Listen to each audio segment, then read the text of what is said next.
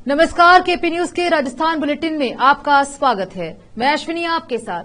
आइए एक नजर डालते हैं अब तक के मुख्य समाचारों पर। बिजासन माताजी के दर्शन हेतु पैदल यात्रा कर पहुंचे भक्त। लड़ेंगे तो दोनों ही लड़ेंगे, विधायक रफीक खान के वायरल वीडियो ने बढ़ाई कांग्रेस की टेंशन। चौथी बार सीएम बनने के सवाल पर गहलोत ने कहा, मुख्यमंत्री का पद मुझे छोड़ेगा भी नहीं और फिर संभाल ली बात। कांग्रेस उम्मीदवारों की सूची से पहले आएगी प्रियंका गांधी। महाराणा प्रताप के वंशज विश्वराज सिंह ने बताया क्यों हुए बीजेपी में शामिल।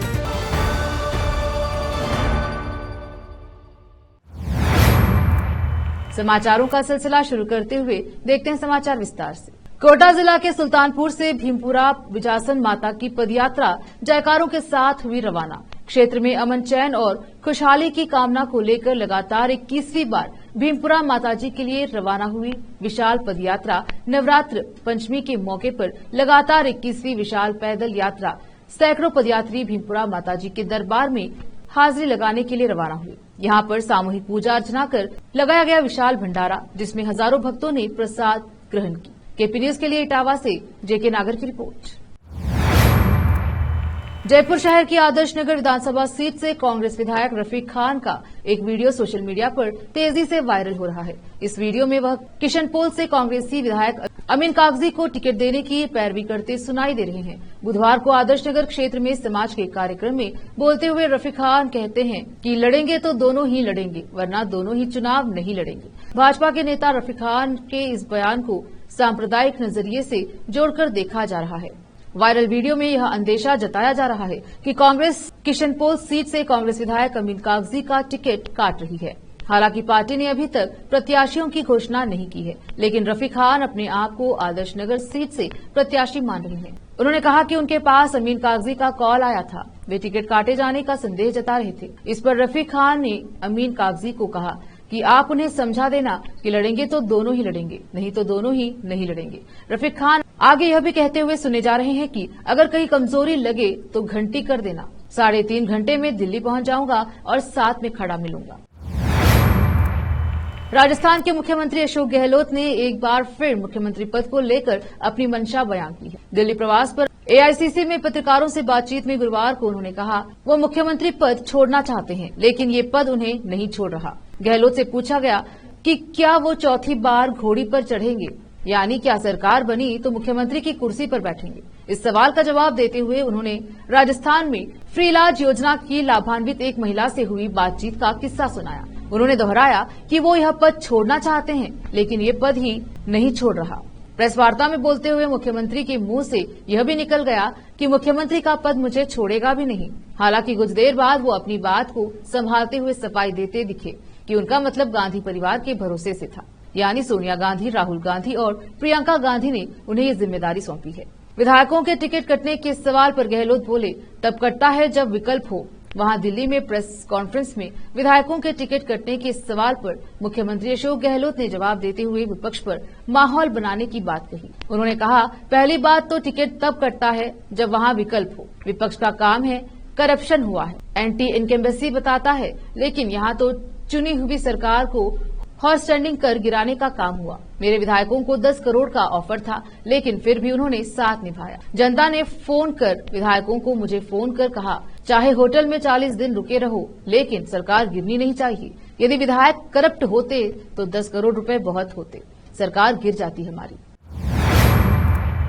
राजस्थान में विधानसभा चुनाव का बिगुल बज चुका है। पार्टियों में रोजाना जोड़ तोड़ और प्रत्याशियों को लेकर चौंकाने वाली बातें सामने आ रही हैं। मंगलवार को सबसे चौंकाने वाली बात सामने आई थी कि महाराणा प्रताप के वंशज 80 के दशक में सांसद रहे महेंद्र सिंह मेवाड़ के पुत्र विश्वराज सिंह मेवाड़ बीजेपी में शामिल हुए। बीजेपी में शामिल होते ही कई कयासों के दौर शुरू हो गए।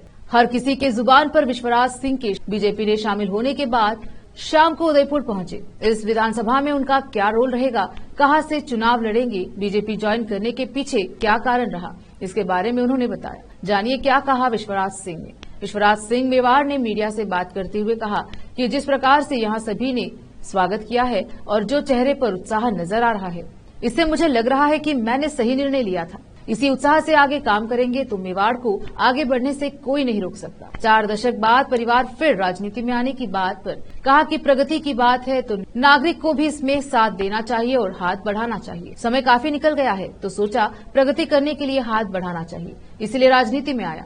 बीजेपी में आने के पीछे उन्होंने अरुण सिंह, दिया कुमारी, गृह मंत्री अमित शाह, सीपी जोशी का नाम लिया। आगामी विधानसभा चुनाव में क्या भूमिका रहेगी और कौन सी सीट पर चुनाव लड़ेंगे, इस बात पर उन्होंने कहा कि यहाँ बहुत सारे प्रत्याशी हैं तो मैं यहाँ किसी का हक छीनने के लिए नहीं आया हूँ, क्योंकि मुझे पता है कि हक छीना जाता है तो क्या होता है। यह सब पार्टी के ऊपर है और मेरी भूमिका क्या रहेगी वह भी पार्टी ही निर्णय करेगी। रोकते हैं समाचारों का सिलसिला, लेते हैं छोटा सा ब्रेक।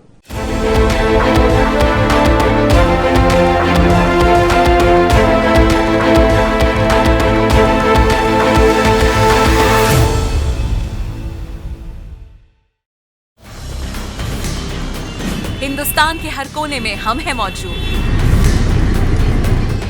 24 घंटे हालात पर गहरी नजर, खबरों से जुड़े चुपते सवालात और आपको दिखाता है धार्मिक, सामाजिक, राजनीतिक, लोकल और इंटरनेशनल न्यूज की सबसे बेहतर कवरेज, जो आपको रखती है हर पल बाखबर। देश और दुनिया भर की खबर के लिए देखते रहें KP news 24/7। Noor education trust Bidar की ओर से चलाए जाने वाला Noor MEd and BEd college Bidar, recognised by NCTE Delhi and affiliated to Gulbarga University, Gulbarga. Admission are open for the academic year 2022-23. विशेषज्ञ और सक्षम शिक्षकों द्वारा शिक्षा प्राप्त करने के लिए नूर एमएड एंड बीएड कॉलेज में दाखिला लें और शांत वातावरण में शिक्षा प्राप्त करें। बीदर शहर में बेहतर शिक्षा का एकमात्र केंद्र Noor MEd and BEd college, Shahpur gate, Bidar. Phone numbers 9945283920, 8482221297।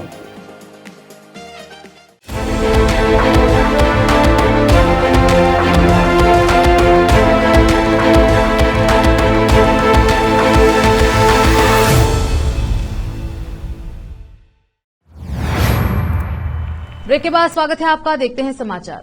Rajasthan में चुनाव को लेकर कांग्रेस में उम्मीदवारों की लिस्ट को लेकर बवाल मचा हुआ है। अब तक यह स्पष्ट नहीं हो पाया है कि कब तक पहले लिस्ट जारी होगी। इधर 20 अक्टूबर को प्रियंका गांधी एक बार फिर राजस्थान पहुंच रही हैं। वो दौसा जिले के सिकराय में बड़ी जनसभा को संबोधित करेंगी। प्रियंका गांधी की इस सभा को लेकर कांग्रेस पार्टी में काफी उत्साह देखने को मिल रहा है। वहीं प्रियंका गांधी इस सभा के माध्यम से ईआरसीपी मुद्दे को लेकर 13 जिलों को साधने की बड़ी कोशिश करेंगी। साथ ही प्रियंका गांधी कांग्रेस कार्यकर्ताओं और टिकट के दावेदारों को भी बड़ा संकेत दे सकती हैं। दौसा में होने वाली प्रियंका गांधी की जनसभा को लेकर सियासत में तरह तरह की चर्चाएं हैं। टिकटों के वितरण के बीच प्रियंका की सभा काफी महत्वपूर्ण मानी जा रही है। प्रियंका की इस सभा का प्रमुख मुद्दा ईआरसीपी परियोजना है। इसे कांग्रेस चुनावी मुद्दा बना रही है। प्रियंका गांधी सभा से पूर्वी राजस्थान के 13 जिलों को टारगेट बनाएगी।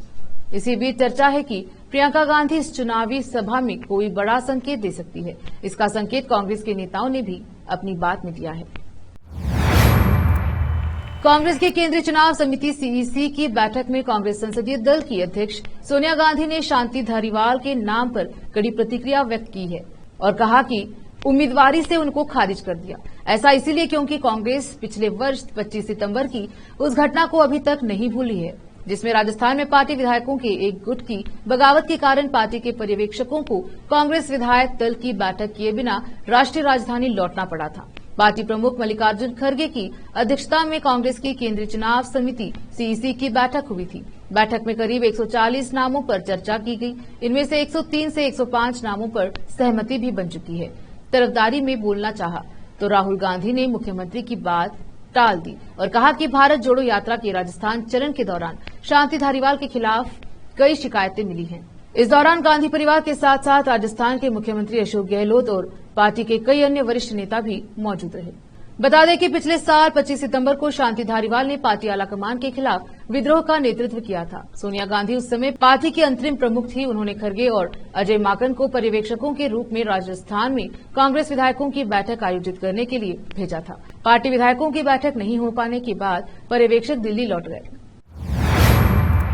आगामी विधानसभा चुनाव को लेकर आरएलपी की ओर से निकाली जा रही सत्ता संकल्प यात्रा कल देर शाम को सीकर जिले की दांतारामगढ़ विधानसभा क्षेत्र के सुरेरा गांव में सीकर जिले में प्रवेश हुई। दांतारामगढ़ में यात्रा का शानदार स्वागत किया गया। इसके बाद सत्ता संकल्प यात्रा लोसल, खुड़, धोड़, सवेद, काछवा, नेछवा, गनेड़ी, जाजोड़, लक्ष्मणगढ़ होते हुए सीकर जिला मुख्यालय पहुंची। सत्ता संकल्प यात्रा को लेकर आरएलपी सुप्रीमो हनुमान बेनीवाल ने कहा कि कांग्रेस और बीजेपी दोनों ने मिलकर 70 साल से जनता को गुमराह किया। हनुमान बेनीवाल ने जनता से आग्रह किया कि दोनों पार्टियों को छोड़ के तीसरा मोर्चा तैयार हो रहा है। दोनों पार्टियों ने मिलकर राजस्थान को 70 साल से लूट रहे हैं। हनुमान बेनीवाल ने वादा किया कि अगर आरएलपी की सत्ता आएगी तो किसानों का कर्ज माफ होगा, टोल मुक्त राजस्थान होगा, बेरोजगारों को बेरोजगारी भत्ता मिलेगा। इस यात्रा का उद्देश्य यह है कि राजस्थान के किसान जवान खुशहाल हो, राजस्थान में कानून का राज हो, थाना तहसील में अगर गरीब किसान जाए तो उसका मान सम्मान हो। यात्रियों की सुविधा के लिए कोटा मंडल के इंद्रगढ़ स्टेशन पर 19 अक्टूबर से 23 अक्टूबर 2023 तक नवरात्रि मेला के अवसर पर प्रतिदिन चलने वाली 2 जोड़ी एक्सप्रेस सुपरफास्ट ट्रेनों का ठहराव दिया गया है।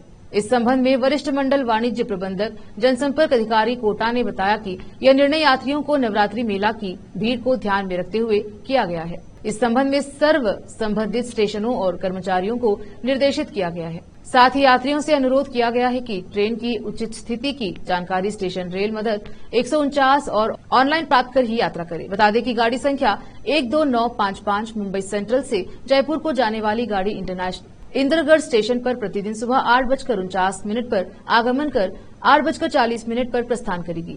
4:28 पर गंतव्य के लिए प्रस्थान करेगी। इसी तरह गाड़ी संख्या 19037 बांद्रा टर्मिनल से बरौनी की जाने वाली Awadh express guard Indragarh station पर प्रतिदिन दोपहर 1:15 पर आगमन कर 1:17 पर प्रस्थान करेगी। इसके बाद वापसी में गाड़ी संख्या 19038 बरौनी से Bandra terminal express Indragarh station पर प्रतिदिन सुबह 11:03 पर आगमन करेगी और 11:08 पर गंतव्य के लिए प्रस्थान करेगी। गौरतलब है कि इंद्रगढ़ स्टेशन से 6 किलोमीटर पर माता बिजासन का मंदिर स्थित है। यहाँ नवरात्रों के अवसर पर नवरात्रि मेला लगता है। माता के 9 दिनों के नवरात्रों के दौरान दूर दूर से भक्त यहाँ मंदिर में आते हैं और माता से मनोकामना मांगते हैं।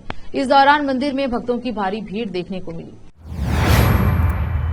राजस्थान के डूंगरपुर जिले से चौंकाने वाली घटना सामने आई है। यहां पर मेडिकल कॉलेज में पढ़ने वाली एमबीबीएस की छात्रा ने गर्ल्स हॉस्टल की छत से कूदकर आत्महत्या कर ली। जानकारी के अनुसार लड़की ने परिवार के लिए अपने हाथों पर एक मैसेज भी लिखा है। हालांकि लड़की ने आत्महत्या क्यों की, इसके बारे में अभी खुलासा नहीं हो पाया है।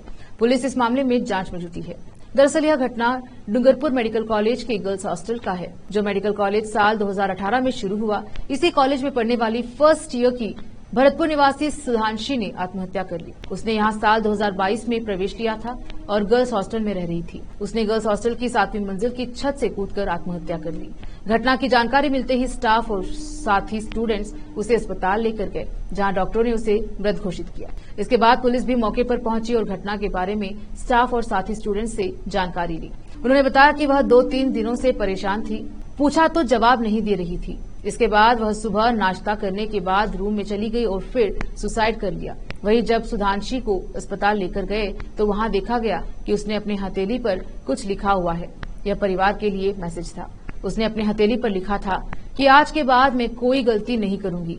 माई प्रॉमिस, सॉरी माँ, पापा, भाई एंड रोहित। हालांकि लड़की ने आत्महत्या क्यों की, इसकी गुत्थी अभी तक नहीं सुलझी है।